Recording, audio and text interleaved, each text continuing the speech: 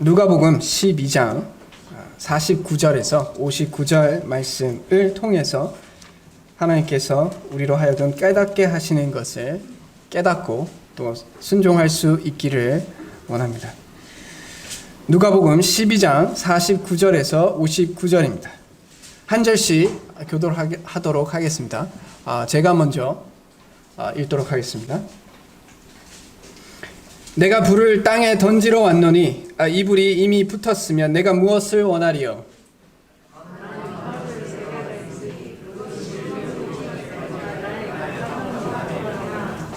내가 세상에 화평을 주려고 온 줄로 아느냐? 내가 너에게 이르노니 아니라 도리어 분쟁하게 하려 함이로라.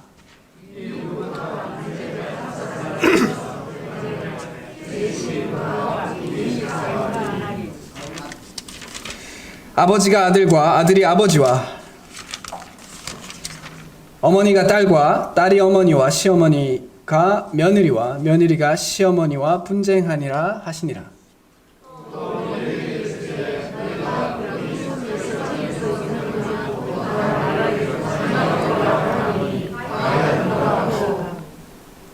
남풍이 부는 것을 보면 말하기를 심히 더우리라 하나니 과연 그러하니라.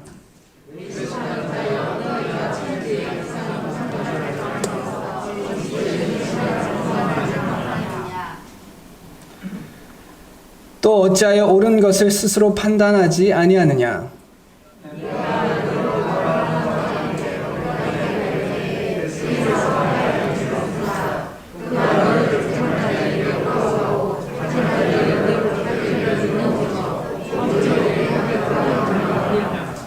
내게 이르노니 한 푼이라도 남김이 없이 갚지 아니하고서는 결코 거기서 나오지 못하리라 하시니라. 아멘. 오늘 이 말씀을 읽으면서 추석 기간 동안에 있었던 많은 분쟁의 위로를 얻으시면 안 됩니다.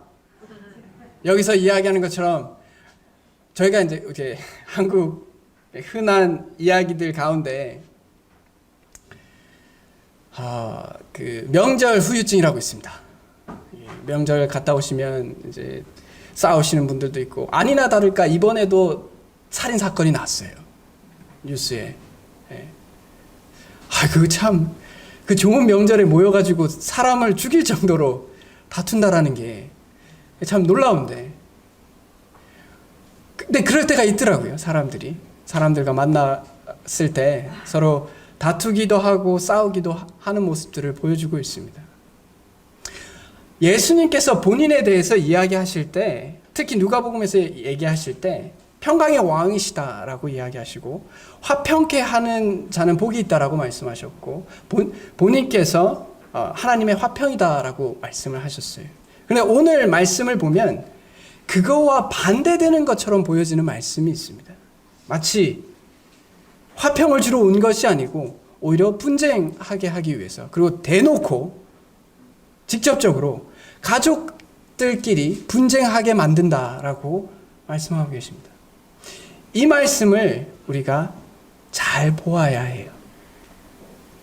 성경은 다른 모든 책과 다른 모든 언어와 다른 모든 지식처럼 성경을 읽을 때 문맥 안에서 성경을 읽어가야 돼요.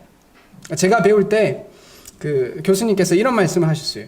프랑스 요리에서 제일 중요한 것은 버터, 두 번째로 중요한 것도 버터, 세 번째로 중요한 것도 버터라고 하셨어요. 성경을 공부하는 데 있어서 제일 중요한 것도 문맥이고, 두 번째도 문맥이고, 세 번째도 문맥입니다. 어떤 문맥 가운데 똑같은 단어를 썼을지라도 어떤 문맥에서 쓰느냐에 따라서 그 뜻이 반대되는 모습들을 보여주게 돼요.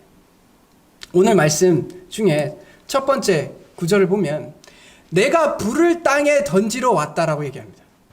그리고 이 불이 이미 붙었으면 내가 무엇을 원하리요? 예수님께서 이 땅에 오신 목적이 불을 던지러 왔대요. 도대체 이 불이 무엇을 말하고 있는 걸까요? 성경에서 불에 대해서 이야기할 때 두 가지 큰 범주가 있어요. 첫 번째, 우리가 잘 알고 있듯이 지옥불, 풀무불, 심판하실 때 불에 대해서 이야기하세요. 하나님께서 불에 대해서 언급하실 때 마태복음 13장 42절에 보는 것처럼 죄인들에 대해서, 회개하지 않는 자들에 대해서 풀무불에 던져 넣는다고 얘기하십니다. 열매 맺지 못하는 자들에 대해서. 거기서 울며 이를 갈게 되리라. 하나님께서, 예수님께서 이 땅에 오신 이유 중에 하나가 하나님을 믿지 않는 자들, 예수 그리스도를 메시아로 인정하지 않는 자들에게 심판을 하시기 위해서 오셨어요. 또 반대로, 또 다른 관점에서 불에 대해서 이야기할 때 정화, 불을 지나게 하라, 그리하면 깨끗하려니와. 결국 불을 통해서 우리가 깨끗해지고 더러운 것이 정결하게 되는 것을 보게 됩니다. 결국 이것은 구원을 위해서 오셨다는 것입니다. 두 가지 모습이 함께 있어요. 이 불이라는 단어 속에 하나님의 심판과 하나님의 구원이 함께 있습니다. 이것은 요한복음에서 더 분명히 나타나요. 요한복음 3장 17절에서 18절에 보면 우리가 하나님이 그 아들을 세상에 보내신 것은 세상을 심판하려 하심이 아니요. 이 말씀을 보고 저희가 아까 보았던 불이 심판하려 오셨다라는 것과 모순된다라고 생각하시면 안 됩니다. 문맥을 보시면 돼요. 심판하려 하심이 아니요 그로 말미암아 세상이 구원을 받게 하려 하심이라. 심판과 구원이 다 같이 나오고 있어요. 예수님께서 오신 이유는 그를 믿는 자는 심판받지 않고 믿지 아니하는 자는 심판을 받게 한다. 그것이 예수님께서 이 땅에 오신 이유예요. 그래서 우리가 3장 17절만 보고 하나님에게 심판이 없다, 예수님께서는 심판하지 않는다, 지옥이 없다, 이렇게 이야기하게 됐을 때는 성경을 참으로 잘못 읽고 있는 것입니다. 많은 사실 이단들이 나오는 이유 중에 하나가 이 성경을 제대로 읽지 못하기 때문에 그렇습니다. 하나님께서 이 땅에 오신 것은 믿는 자들은 심판을 면하게 하여서 구원받게 하시기 위하여 오셨고, 믿지 않는 자는 그 믿지 않음으로 인하여 심판받게 하기 위해서 오셨어요. 이것을 잊지 않으면 돼요. 잊지 않아야 합니다. 이 말은 하나님을 믿지 않는 모든 사람들은 하나님 앞에서 심판받을 날이 반드시 올 것이다라는 겁니다. 우리가 그것을 잊어서는 안 될 것입니다. 이제 여기서 믿지 아니하는 자에 대해서 조금 더 이야기를 하자면, 요한복음 계속해서 악한 일을 저지르는 사람, 빛으로 나오지 않는다라고 얘기합니다. 그리고 진리를 행하는 사람은 빛으로 나온다라고 얘기합니다. 이 성경에서 이야기하는 죄악에 대해서, 하나님을 믿지 않는 것에 대해서 악한 일이라고 이야기를 해요. 그래서 악한 일을 저지르는 사람은 하나님 앞으로 나아갈 수가 없다는 것을 말합니다. 그래서 그들은 하나님과 분리되는 모습을 보일 수밖에 없다는 겁니다. 많은 사람들이, 이 시대를 살아가는 많은 사람들이 하나님을 믿는 사람이든 혹은 하나님을 믿지 않는 사람이든 착각하고 있는 것이 있습니다. 여기서 말하는 악한 일이라는 것이 우리가 날마다 짓는, 혹은 마음속으로 짓는, 혹은 행동으로 짓는 죄에 대해서 이야기한다라고 생각해요. 그게 본질적인 부분이라고 생각합니다. 그러나 성경은 죄에 대해서 그렇게 정의 내리지 않습니다. 죄에 대해서 정의 내릴 때 이렇게 말씀하세요. 내 백성이 두 가지 악을 행하였다라고 이야기합니다.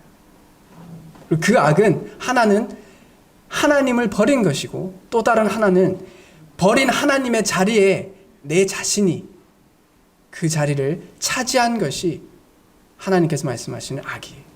이 악 때문에, 이 두 가지 악 때문에 사람들이 하나님께로 나아가지 못하는 겁니다. 분리되는 모습들을 보여주게 됩니다. 우리가 구원에 대해서 이야기할 때 하나님께 돌아간다라는 말이에요. 하나님께 돌아가서 하나님 안에서 살아간다는 말의 의미가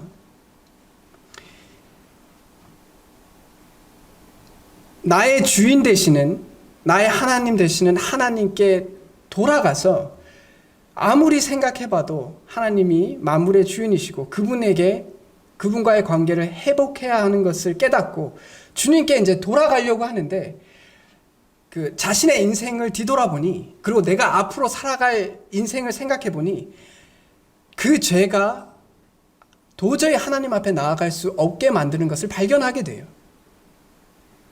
그래서 하나님께 용서해달라고 구하는 겁니다. 그리고 그것을 깨달았을 때 하나님께서 우리에게 주신 예수 그리스도를 십자가를 발견해서 하나님께 돌아가서 구원받는 거예요. 그러나 많은 사람들이 내가 하나님께 돌아가는 거 없이, 하나님이 나의 주인 되는 거 없이 그냥 나의 모든 죄만 해결해 주시는 분으로 하나님을 생각한다면 그것은 성경에서 말하는 돌아간다라는 개념이 아닙니다. 구원받는다라는 개념이 아니에요.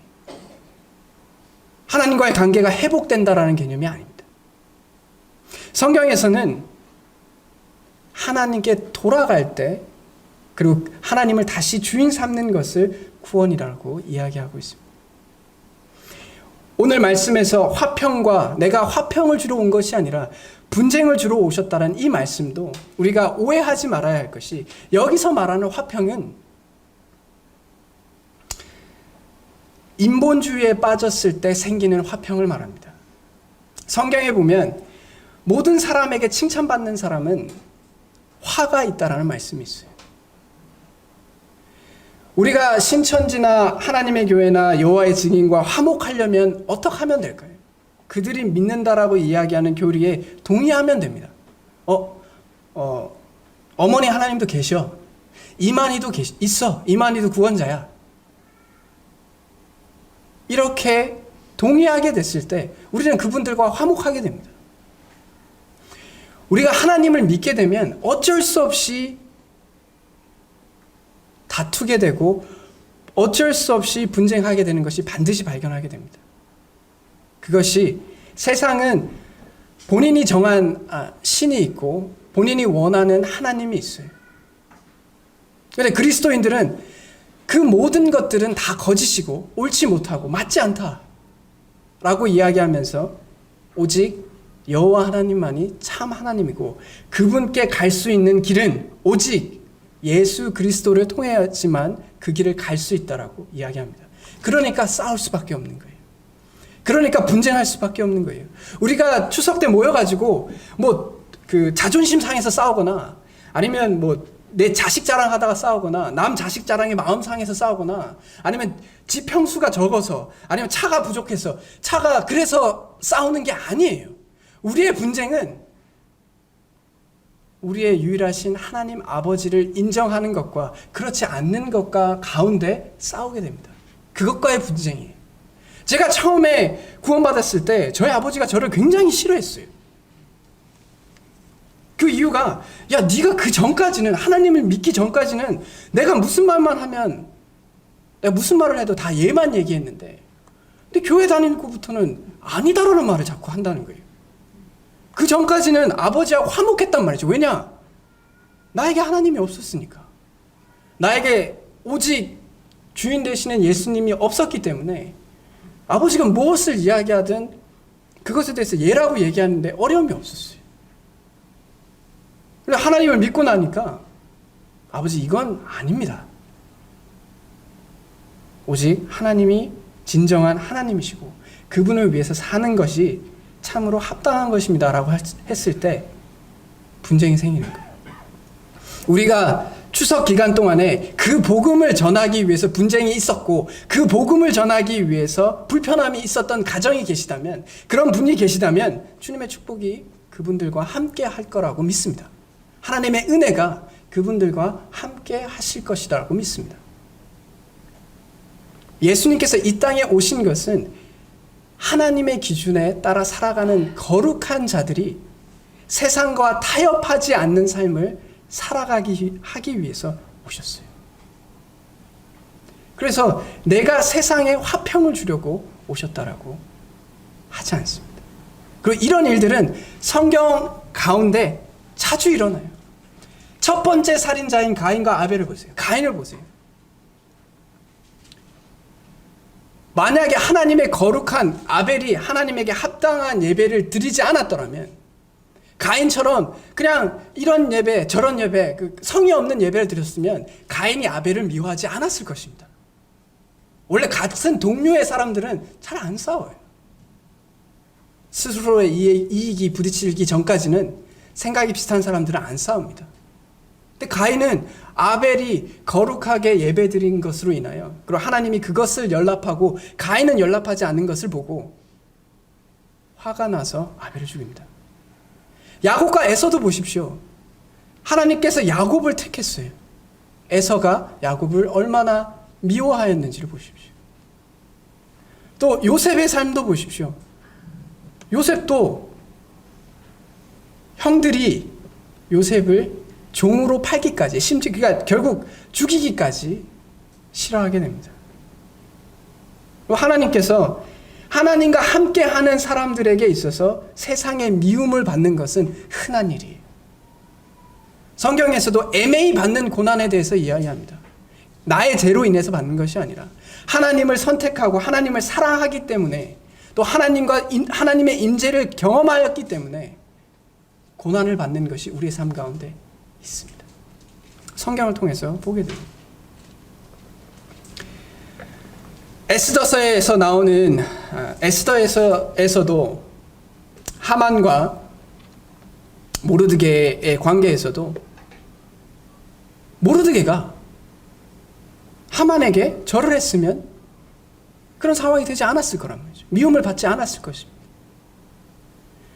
우리에게 분쟁이 있는 것에 대해서 우리는 모든 상황 가운데 화평하려고 노력하고 또 다른 사람을 이해하고 사랑하려고 해야겠지만 하나님의 말씀을 타협하면서 그렇게 될 수는 없어요. 하나님께서 우리에게 가르치시는 것은 비록 네가 싸울지라도 하나님 안에 있는 것을 지켜야 하는 것이 분명히 있다는 것입니다. 그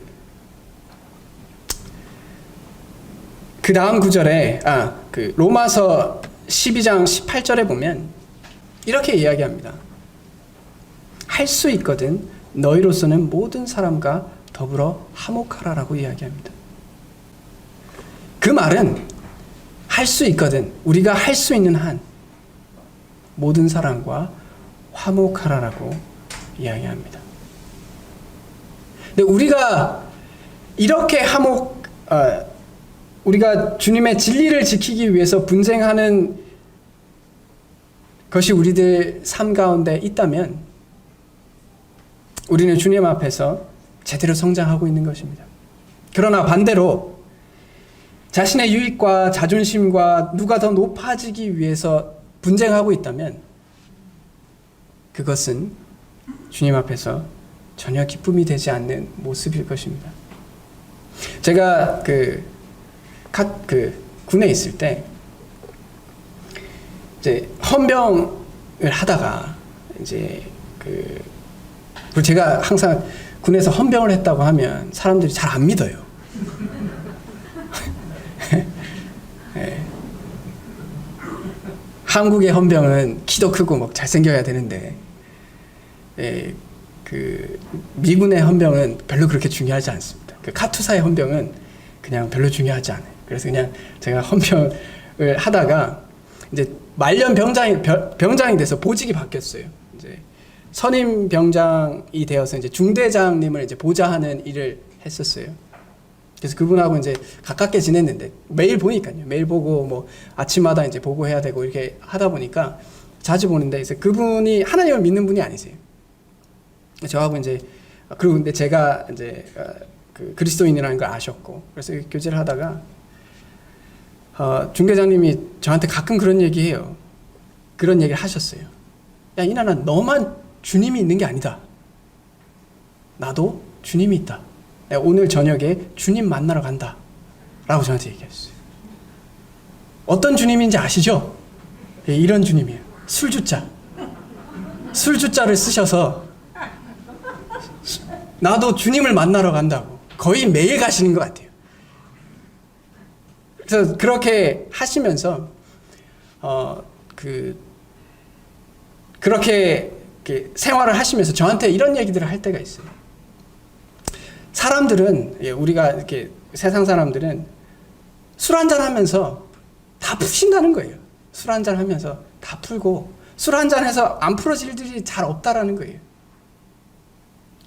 그들의 주님 앞에서, 그들의 주님 앞에서 그들은 하회한다는 거죠. 예수 그리스도, 우리의 주님 되시는 그분 앞에서 우리도 하회할 수 있잖아요.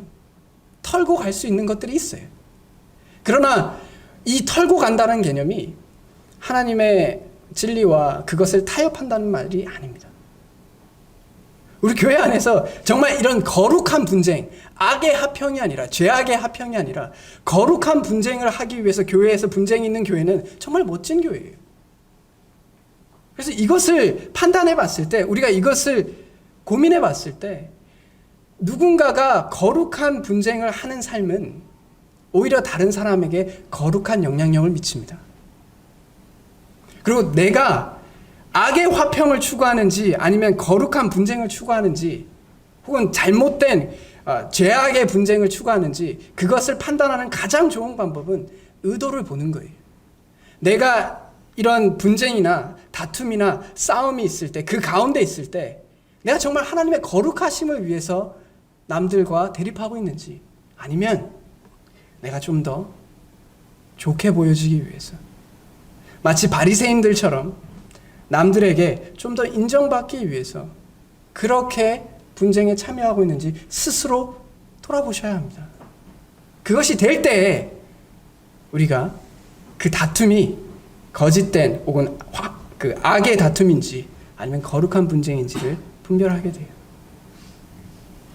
오늘 말씀에서 예수님께서 그 12장의 말씀을 통해서 하나님을 위해서 살아가는 모습에 대해서 이야기합니다. 인간이 어떤 모습을 가지고 살아가야 하는지 말씀하실 때, 그의 나라를 위해서 살아갈 때 어쩔 수 없는 분쟁이 생긴다는 거예요. 우리에게 박해가 있을 것이다라는 겁니다. 우리를 미워하는 사람들이 있을 것이에요. 그런 분쟁 가운데 우리는 소망을 잃지 말고 계속 그 길을 가야 한다라고 말씀하고 계십니다. 어쩔 수 없이 분리되는 것이 있다는 거예요. 불을 주러 오셨기 때문에 그렇습니다. 심판을 하시고 또한 구원하시기 위해서 오셨기 때문에 반드시 구원받지 못한 자들로부터 시기와 핍박과 미움을 받을 수밖에 없어요. 그래서 누군가 여러분들을 핍박한다면 예수 그리스도를 통해서, 예수 그리스도이기 때문에 우리를 핍박한다면 정말 기뻐할 수 있으셔야 합니다. 왜냐? 잘 살고 계신 거예요. 정말 잘 살고 계신 겁니다. 우리의 성격이 모난 것으로 핍박받는 것이 아니라 하나님의 거룩한 삶을 살아가려고 핍박받는다면 기뻐하셔도 돼요. 그리고 그것이 주님의 은혜가 함께 하신다는 증거입니다. 이제 그 예수님께서 그 화자의 그 상황을 좀 바꿔서 다른 말씀을 하십니다. 세대에 이제 지금 일어나고 있는 그때 당시에 이제 날씨에 대해서 이야기하시고, 또 그것을 통해 이제 날씨는 깨닫는 사람들이 이제 곧 심판이 있을 것이다라는 것을 깨닫지 못하는 것에 대해서 외식하는 자들이라고 얘기합니다. 왜 옳은 것을 하지 않으려고 하는지에 대해서 이야기하고 있어요. 분명히 심판이 있을 것인데 왜 그렇게 사느냐라고 이야기합니다. 왜 거짓된 삶을 사느냐라고 예수님께서 이야기하세요. 그리고 그 말씀을 통해서 그 58절과 59절의 비유를 통해서 말씀하세요. 이런 세대일 때 하나님께 빨리 돌아와야 된다라고 말씀하십니다. 내가 너를 고발하는 자와 함께 법관에게 갈 때에 길에서 하야하기를 힘쓰라. 그가 너를 재판장에게 끌어가고 재판장이 너를 옥졸에게 넘겨주어 옥졸이 옥에 가둘까 염려하노라. 이 말씀은 여기서 말하는 고발하는 자는 아마도 이제 사단이 될 수 있을 거예요. 혹은 우리의 죄에 대해서 계속해서 정죄하는 사람이 되거나 혹은 하나님이 되실 거예요. 그래서 이 법관 앞에 간다는 말은 결국 심판을 받게 된다는 거예요. 이 말이 사람과 사람 사이의 관계에 대해서 이야기하는 것이 아니라 하나님과 사람과의 관계에서 이야기하십니다. 재판관 앞에 서서 그 선고를 받기 전에 하나님 앞에 사과하라라고 얘기하는 거예요. 하회하라라는 거예요. 이 비유가 잘 나타나 있는 비유가 1만 달란트 비유에 관련된 그 비유와 같은 얘기예요. 거의 비슷한 이야기입니다. 59절에 보면 한 푼이라도 남김이 없이 갚지 아니하고는 결코 거기서 나오지 못한다라는 이 말씀을 통해서 볼 때 이 사람이 처해져 있는 상황은 돈을 빌린 상황이에요. 돈을 빌린 상황에서 이제 하나님께서 그 대가를 지불해야 된다라고 얘기하십니다. 그래서 법관에게 가면 그 빚진 것만큼 감옥에 가 있어야 된다라고 얘기해요. 그리고 그것을 옥에 가둔다라고 얘기했는데 결국 지옥이 여기서 말하는 옥이죠. 그 땅지자에 감옥 옥자를 써서 우리가 지옥이라고 얘기해요. 그래서 우리가 감옥에 가는 것이 지옥에 가는 것을 말합니다. 하나님께서 심판의 때가 오시기 전에 우리는 하나님과 관계를 회복해야 된다라고 얘기합니다. 그래서 하나님의 용서를 받아야 된다라고 말씀하고 계세요.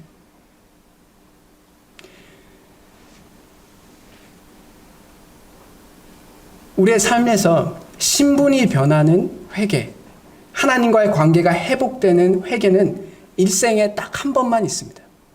우리의 신분이 변하는 회개. 하나님, 제가 아무리 생각해봐도 하나님이신데 제가 하나님과의 관계가 참으로 어렵습니다. 제가 하나님을 버렸습니다. 하나님을 배반했습니다. 이제 하나님께 돌아가기를 원합니다. 라고 고백하고 하나님을 의지하고 하나님이 나의 주인 되신다는 것을 인정하는 것이 신분이 변하는 회개예요. 그래서 일생에 한 번 우리의 삶 가운데 있습니다. 그러나 우리의 상태가 변하는 회개, 우리의 태도가 변하는 회개는 우리가 죽을 때까지 해가야 할 회개예요. 예수님께서 이 비유를 통해서 한 푼이라도 남김이 없이 갚지 않고는 결코 나오지 못한다는 말은 우리가 갚을 수 있다라는 말이 아닙니다. 이 말은 도저히 갚을 수 없기 때문에 너는 영원토록 지옥에 있을 수밖에 없다라고 이야기하는 거예요. 오로지 그 주인이 그냥 내가 용서해 줄게. 이 영원토록 지옥에서 고통받아야 하지만 내가 그 대가를 지불할게. 라고 이야기하는 것을 우리가 구원받을 수 있는 거예요. 세상에 많은 사람들이 내가 갚을 수 있다고 생각해요. 많은 종교에 속해져 있는 사람들이 이런 죄들을 나의 노력으로 행위로 갚을 수 있다라고 얘기합니다. 하나님께 그 돈을 갚는 것을, 그 죄값을 갚는 것이 불가능하다라고 생각하지 않아요. 그래서 그 마음에 교만이 있고 하나님이 필요 없고 예수님이 필요가 없습니다. 나폴레옹이 이렇게 말했습니다. 나의 사전에는 불가능은 없다. 사전을 잘못 사신 거예요. 인간의 사전에는 반드시 불가능이라는 개념이 있습니다. 실질로 나폴레옹은 러시아 원정을 실패하였고 워털루 전쟁에서 참패했어요. 그래서 결국 황제 자리에서 내려오게 됩니다. 불가능한 일이 있었던 거예요. 우리는 그것을 빨리 깨닫고 재판관 앞에 서기 전에 하나님 앞에 빚진 자에게 제가 도저히 못 갚습니다. 오직 당신의 은혜로만 제가 이 문제를 해결할 수 있습니다. 라고 고백할 때, 회개할 때 주님께서 우리를 구원하실 수 있는 것을 발견하게 돼요. 오늘 말씀을 통해서 보면 하나님께서 심판을 하시고 또한 구원하시기 위해서 이 땅에 오셨고 또한 하나님의 그 구원을 믿는 자들에게는 분쟁이 있을 수밖에 없어요. 하나님의 미움, 그 세상의 미움이 있을 수밖에 없습니다. 또한 그럴 때 또 상황을 바뀌어서 우리는 하나님과 또 항상 회개하는 자세로 하나님 앞에 나아가야 합니다. 그것이 우리에게 필요한 자세예요. 오늘 말씀의 세 가지 그 분류로 우리가 적용을 할 수 있습니다. 첫 번째, 우리들 가운데 이런 사람이 있어요. 이제 요 그림을 설명을 하자면, 사람과 그 옆에 있는 십자가와 비둘기와 이제 그 성경은 하나님을 뜻하신다는 걸 아시겠죠? 그리고 하나님과 동행하는 사람을 뜻해요. 이 사과 모양처럼 생긴 지구는 뭘 뜻하시는지 아실까요? 세상의 악으로 가득 찬 세상을 말합니다. 선악과를 따먹은 세상을 말해요. 그래서 하나님과 동행하려고 하는, 그리스도와 동행하려고 하는 삶의 모습은 세상과 멀어져 있고 오히려 세상으로부터 미움을 받는 삶입니다. 우리가 이런 삶을 살 때 소망을 잃지 않았으면 좋겠어요. 세상 사람들 여러분들을 하나님 때문에 미워하실 때 소망을 잃지 않기를 바랍니다. 두 번째, 부류의 사람이 있습니다. 여전히 세상 가운데 하나님을 만나지 못하고 한 번도 하나님을 경험해 보지 못하고 하나님 안에서 구원받지 못한 삶입니다. 여전히 세상의 죄악의 권세 가운데 있고 하나님은 저 멀리 떨어져 있는 사람이에요. 구원받지 못한 사람입니다. 그럴 때 그분들에게 적용해야 할 것은 이제 하나님께로 돌아가야 합니다. 하회하세요. 하나님 앞에 잘못했다라고 이야기하십시오. 제가 몰라봤습니다. 당신이 만물의 주인이신데 제가 몰라봤습니다. 한 번만 용서해 주십시오. 당신이 나의 주인 되기를 원합니다. 라고 고백할 수 있기를 원합니다. 하나님께로 돌아갈 수 있기를 바라요. 세 번째, 구원은 받았습니다. 그러나 하나님과 가까이 있는 것보다 세상과 가까이 있는 게 아직은 더 편해요. 그래서 세상의 모습들, 세상에서 이루어지는 어떤 일들에 대해서 화평하는 사람이에요. 세상에서 무엇을 추구하고 자기의 욕망을 추구할 때 나도 같이 추구하는 모습입니다. 그래서 세상에서 화평을 누리는 삶이에요. 세상에서 별로 불편하지 않습니다. 행복해요. 세상에 누가 이 사람에게 뭐라고 얘기하지 않아요. 만약 같은 동료처럼 보이거든요. 우리가 이런 모습일 때 주님과 또 화해하십시오.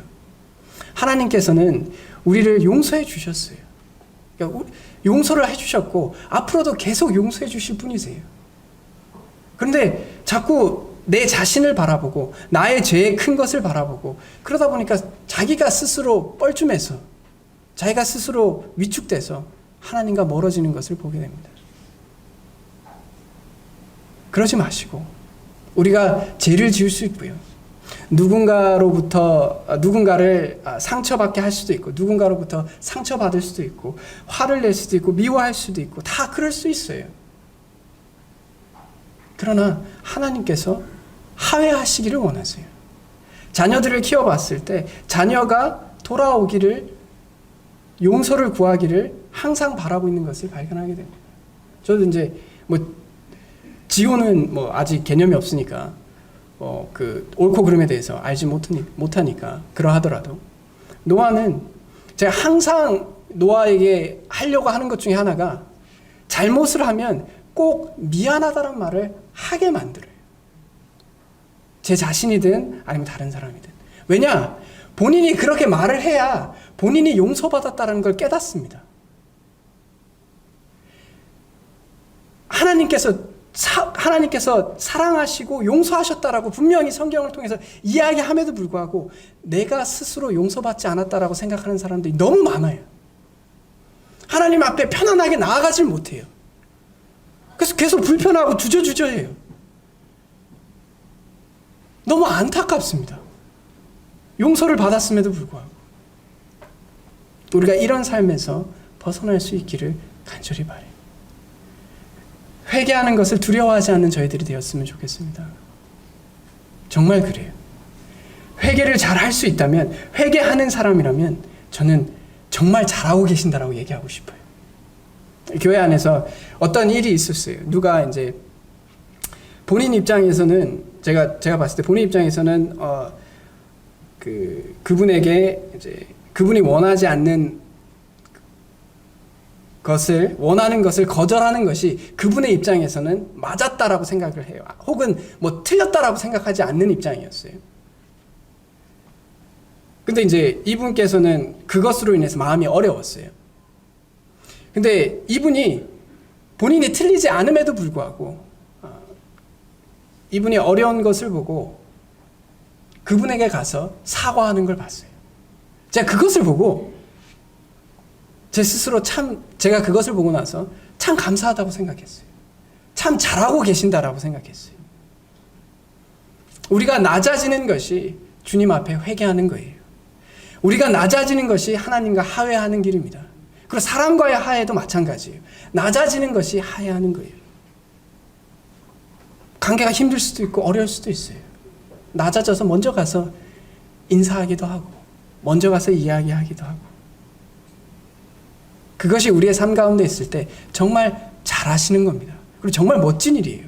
우리가 살아갈 때 인생을 살아갈 때 뭐 거창한 일에 대해서 생각하시기보다 우리가 할 수 있는 주님 안에서 회개와 하나님과의 관계가 회복되는 그것으로 주님께 영광을 돌릴 수 있는 사람들이 되었으면 좋겠습니다.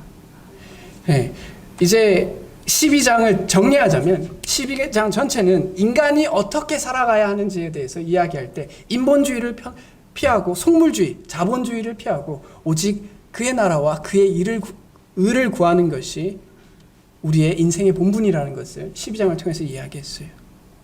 그리고 그러기 위해서 하나님께서 이 땅에 오실 것이다라는 걸, 마지막 때에 하나님께서 재림하실 것이라는 걸 믿고 살아가고 그 소망 가운데 세상의 분쟁과 세상의 미움이 우리에게 닥칠지라도 희망을 잃지 않고 소망을 잃지 않고 살아가는 것을 말합니다. 그리고 우리의 여정 가운데 계속해서 하나님 앞에 회개하는 삶을 살아가는 거예요. 하나님 안에서 살아가는 것의 가장 두드러지는 특징은 회개입니다. 회개가 우리의 삶 가운데 일어날 때 우리는 그의 나라와 그의 일을 위해서 살아갈 수 있다고 말할 수 있습니다. 오늘 이 말씀을 통해서 각자 추석 기간 동안에 뭐 마음이 불편한 부분도 있었을 것이고요. 사람들을 보면서 그 부분에 대해서 만약에 그 분쟁이 하나님과 상관없이 나의 욕망 때문에 생긴 분쟁이었다면 주님 안에서 회개하기를 원하고요. 사과할 일이 있으면 사과하시길 바래요. 그럴 때 주님께서 영광 받으십니다. 그러나 또 주님 안에서 그 미움을 받고 또 분쟁 그 미워함을 받았을 때는 또 주님 안에서 가지고 있는 그 소망으로 인해서 기뻐하시기를 바랍니다. 그렇게 계속 주님의 삶을 살아갈 수 있기를 바랍니다. 다 같이 기도하겠습니다. 하나님 아버지, 은혜를 감사합니다. 우리가 주님 안에서 살아갈 때 주님의 심판과 주님의 구원을 균형 있게 바라볼 수 있게 도와주시고 주님께서 주신 그 구원의 크기를 묵상하게 도와주시고 또 주님의 구원 안에 있으므로 세상으로부터 미움받는 것의 숙명을 각자의 소명으로 여기게 하여 주시기를 원합니다. 그러므로 타협하지 않는 인생 되게 도와주시고 세상으로부터 동료라고 불리지 않도록 세상의 친구라고 불리지 않도록 도와주시기를 간절히 간구드립니다. 우리는 세상과 다른 사랑을 하고 세상과 다른 거룩을 추구하는 것을 깨닫게 하여 주시기를 원합니다. 또한 그 여정 가운데 부족한 부분이나 또 하나님을 깨닫는 부분이 부족할 때 주님 앞에 다시 나아가게 도와주시고 회개하게 도와주시고 그러므로 하나님과 화해함으로 우리의 이웃들과 화해할 수 있는 자들이 되게 하여 주시기를 간절히 간구드립니다.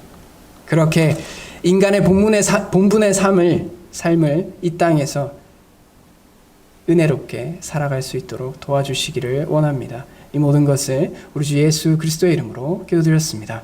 아멘.